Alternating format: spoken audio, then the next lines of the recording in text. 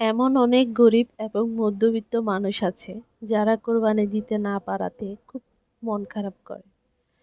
তারা আল্লাহর কাছে অভিযোগও করে যে আল্লাহ কেন তুমি আমাকে মধ্যবিত্ত এবং গরিব বানাইলা, আমি কোরবানির শরীক হইতে পারতেছি না। কিন্তু আল্লাহ যে কোরবানি দেওয়ার পাশাপাশি আমাদের জন্য আরো অনেক কিছু রেখেছে এই আরাফাতের 10 দিনে, সেটা তো আমরা ভুলেই যাই।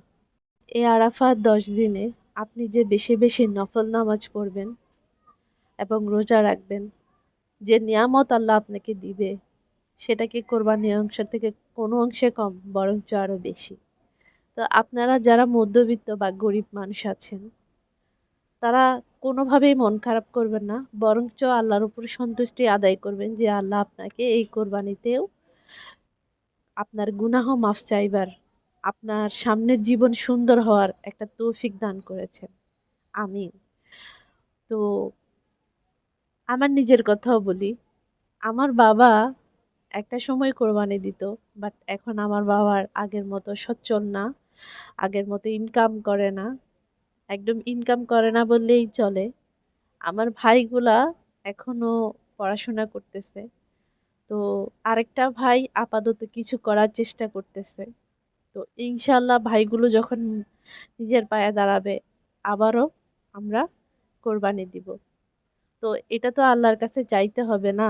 আল্লাহর বিশেষ বিশেষ দিনগুলোতে আল্লাহর কাছে বেশি বেশি ফজিলত করতে হবে, নামাজ পড়তে হবে, আল্লাহর কাছে চাইতে হবে, এবং এই দিনগুলোতে আল্লাহ খুশি হয়ে তার বান্দাদের আল্লাহর দেওয়া রহমত ঢেলে দেয়। তো আমরা সেই রহমত থেকে কেন বঞ্চিত থাকবো? কেন আমরা মন খারাপ করব? আমরা মোটেও মন খারাপ করব না। আমরা যারা কোরবানি দিতে পারিনি, তারা আমরা এটাই বলবো যে আল্লাহ আমাদের জন্য যারা কোরবানি দেয় নাই, তাদের জন্য যে অফারগুলা রাখছে সেগুলো আমরা লুফে নিব। আর সেগুলো হচ্ছে আরাফার 10 দিনের যে ফজিলত, যে নামাজ, যে রোজা, সেগুলো আমরা ভালোভাবে পালন করব, যাতে আল্লাহ আমাদেরকে সামনের দিকে কোরবানি দেওয়ার তৌফিক দান করে।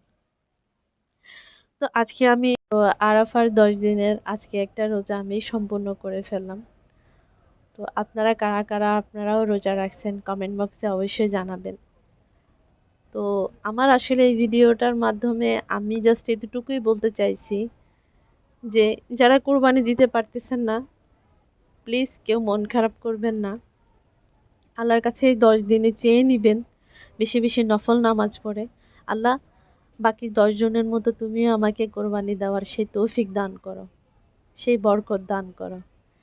আল্লাহ অবশ্যই কবুল করে নেবেন, কারণ এই 10 দিন, এই সময়গুলাতে, আল্লাহর এই বিশেষ দিনগুলাতে আল্লাহ অনেক খুশি থাকে। আল্লাহর বান্দাদেরকে আল্লাহ নারাজ করবে না।